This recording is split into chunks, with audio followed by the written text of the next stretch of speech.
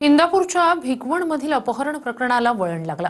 अपहरण झालं नाही असा दावा मुलीनं केलाय। स्वतःहून प्रियकरासोबत पळून गेल्याचं प्रतिज्ञापत्रच मुलीनं पोलिसांसमोर सादर केलं। पाहूया एक रिपोर्ट। भिगवण प्रकरणातली मुलगी अखेर पोलिसांसमोर स्वतःहून हजर झाली। ज्या मुलासोबत ती पळून गेली होती तो मुलगाही पोलिसांसमोर हजर झाला। पोलिसांसमोर हजर झाल्यानंतर मुलीनं लेखी जबाबही दिला। माझे एका युवकासोबत गेल्या 1 वर्षापासून प्रेम संबंध आहेत। याची कल्पना माझ्या कुटुंबातील आई आणि दोन्ही भावांना होती। मी त्याच्यासोबतच लग्न करणार असं त्यांना वारंवार सांगितलं होतं, परंतु आमच्या प्रेमविवाहाला कुटुंबाचा विरोध होता। म्हणून माझ्या इच्छेविरोधात कुटुंबानं नात्यातल्याच एका मुलासोबत लग्न ठरवलं होतं। या लग्नाला माझा विरोध होता, त्यामुळे मी माझ्या प्रियकरासोबत पळून गेले।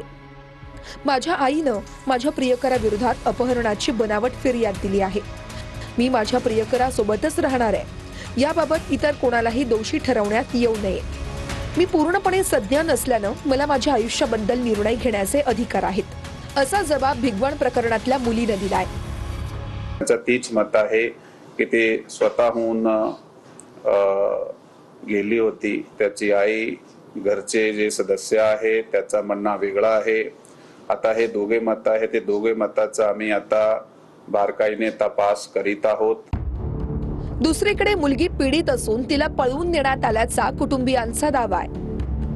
आम्ही येत होतो बाजार लग्न शॉपिंग करून, त्याने आम्हाला हाणमार केली, जेव्हा चटणी टाकली आमच्या, आणि माझ्या बहिणीला उचलून त्या गाडीत टाकून तो घेऊन गेला।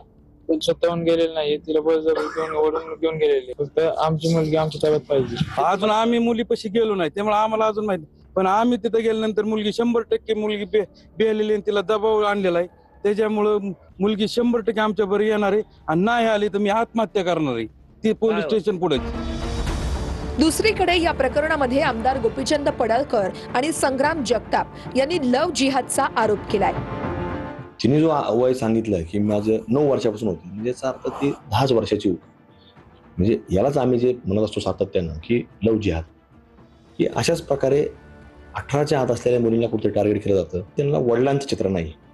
पण आमचा हाच प्रश्न आहे आणि हेच म्हणणं आहे आमचं की हे कुठंतरी यालाच आम्ही लव्ह जिहाद म्हणतो। 5वी 6वीला ही मुलगी आहे, तेव्हा या मुलीला टार्गेट केलंय, तेव्हा ही बळी मुलगी पडलेली आहे, आणि तेव्हापासून या मुलीवरती अत्याचार सुरू आहे। पोलिसांनी सुमोटो या सेक वरती पोक्सो अंतर्गत कारवाई करावी।